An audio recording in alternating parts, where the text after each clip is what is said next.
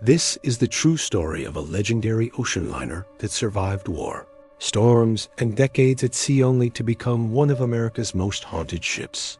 It began its life as a beacon of luxury, became a wartime transport, and is now a floating hotel where guests say the past never left.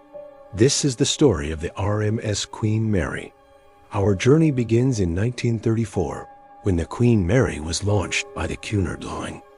2 years later, she entered service as a majestic transatlantic liner, a symbol of speed and elegance. The rich and famous walked her decks, dining in opulent halls and enjoying the golden age of sea travel. But this era of glamour was short-lived.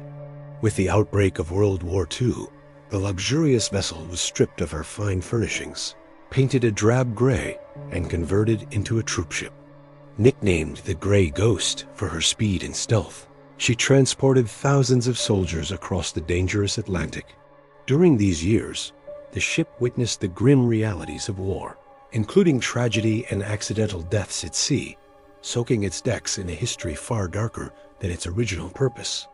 After decades of dedicated service in both peace and war, the Queen Mary was finally retired. In 1967, she made her final voyage to Long Beach, California, where she was permanently docked. Her new life was to be a stationary one, a unique hotel, and tourist attraction, a floating relic preserving a bygone era of maritime history. The engines went silent, but as soon as the ship reopened to the public, a new kind of activity began to stir. Almost immediately, reports of strange occurrences started to surface. Guests staying in the converted staterooms complained of unexplained knocks on their cabin doors in the middle of the night. Staff members walking the long, empty corridors would see lights flicker on and off for no reason. In certain enclosed rooms, people felt sudden, bone-chilling cold spots, even when the air around them was warm. The crew began to keep informal logs, documenting these odd experiences. Soon, it became clear that most of the reports were centered around one specific eerie location on the ship. This paranormal epicenter was the first-class swimming pool. The pool itself had been drained and closed decades earlier. What remains is a vast, silent, tiled room, echoing with every footstep. But visitors and staff members claim it's not always silent. They report hearing the distinct sound of splashing, as if someone just dived into the water that isn't there. More disturbingly, some have discovered wet footprints appearing on the dry, dusty floor, leading from the pool steps and then vanishing into thin air. The most common sightings are of spectral figures, often described as children in old-fashioned swimwear, lingering near the pool's edge before disappearing. Despite the persistence of these stories, there are no official records confirming any children ever drowned in that pool. The mystery only deepens. The swimming pool isn't the only hotspot. Deep in the ship's metallic heart is the engine room, and specifically, a watertight door known as Door 13. This was the site of a tragic accident in 1966, where a young crewman was crushed to death. To this day, people report seeing a figure in overalls near the door, or hearing frantic banging from the other side. Guests staying in former first-class staterooms have reported seeing shadow figures standing in the corners of their rooms, or a tall man in a vintage suit who vanishes when they turn on the lights. The ship's wartime sections, where sick or wounded soldiers were once housed, are also known for their unsettling atmosphere. Paranormal investigators have flocked to the Queen Mary, conducting EVP sessions to capture disembodied voices and using thermal scanners to detect cold spots, but the evidence gathered remains anecdotal, compelling but unproven. Throughout the 1970s, 80s, and 90s, the Queen Mary's haunted reputation exploded. Media features and television specials labeled it one of America's most haunted places, cementing its spooky status in the public imagination. Ghost tours became a permanent and popular attraction, drawing thousands of visitors eager for a supernatural thrill. The number of guest testimonials multiplied. People claimed to see a mysterious woman in a white evening gown wandering the corridors, forever searching for something or someone. Another recurring story is that of a young girl, nicknamed Checky, who is said to haunt the pool area, her laughter echoing in the empty space.